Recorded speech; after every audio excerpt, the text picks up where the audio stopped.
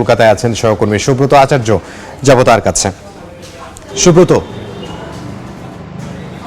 দেখুন, দক্ষিণ উত্তরবঙ্গ এবং উত্তরবঙ্গের পাশে জঙ্গলমহল এবং আরো কয়েকটি জেলার প্রায় 16টি জেলার এই প্রথম দফার যে নির্বাচন হবে, ভোট গ্রহণ হবে 23শে এপ্রিল, তার নির্বাচনী প্রচার প্রচারণা শেষ হতে আর মাত্র 30-32 ঘন্টা বাকি রয়েছে।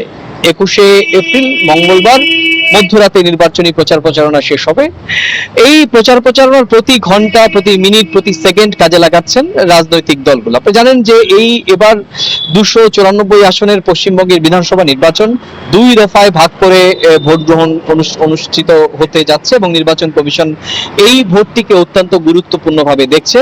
নির্বাচনী সহিংসতা রোখার জন্য পর্যাপ্ত নিরাপত্তা রক্ষী যেরকম রয়েছে, সমস্ত ব্যবস্থাপনার দিক থেকে যে দৃশ্য আমরা দেখেছি যে নির্বাচন কমিশন সমস্তভাবেই সব দিক থেকেই চেষ্টা করছে একটি শান্তিপূর্ণ, অবাধ, নিরপেক্ষ নির্বাচন করার জন্য।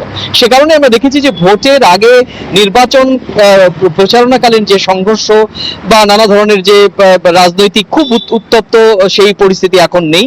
শুধুমাত্র রাজনৈতিক যে অভিযোগ, পাল্টা অভিযোগ, সেগুলো সামনের দিকে আসছে। যেটি বলছিলাম যে আগামীকাল মধ্যরাত পর্যন্ত নির্বাচনী প্রচার প্রচারণা চলবে প্রথম দফার ভোটের প্রচারণার ক্ষেত্রে। ইতিমধ্যে আপনি জানেন যে লোকসভায় বিজেপি নারী আসন সংরক্ষণের যে বিল, সেই বিল পাশ করতে পারেনি, বড় একটি ধাক্কা খেয়েছে এবং বিজেপি উল্টো বিরোধীদের উদ্দেশ্যে বিরোধীদের কাঁধে দায় চাপাচ্ছে, বিশেষ করে কংগ্রেস, ডিএমকে এবং তৃণমূল কংগ্রেসের কাঁধে দায় চাপাচ্ছে যে তারা ভারতের নারী বিরোধী রাজনৈতিক দল।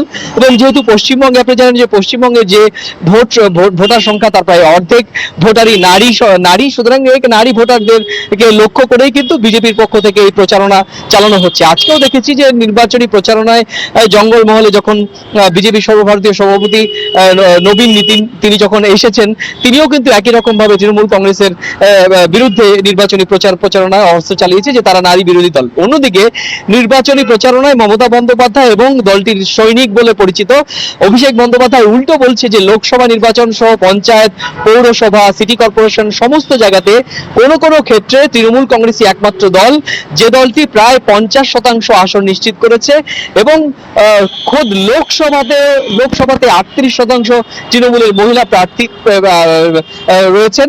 সেখানে মাত্র বিজেপির 12% সাংসদ রয়েছে বিজেপি। সব মিলিয়ে নির্বাচনী প্রচার প্রচারণায় বিজেপি যে নারী আসন নিয়ে যে হেরে যাওয়ার যে ইস্যু, সেটিকে কাজে লাগাচ্ছে পরস্পর দুই পক্ষই। তো এই ছিল আমার কাছে ভারতের পশ্চিমবঙ্গ রাজ্যের প্রথম দফার ভোটের প্রচার প্রচারণার আমার কাছে থাকা সবশেষ তথ্য।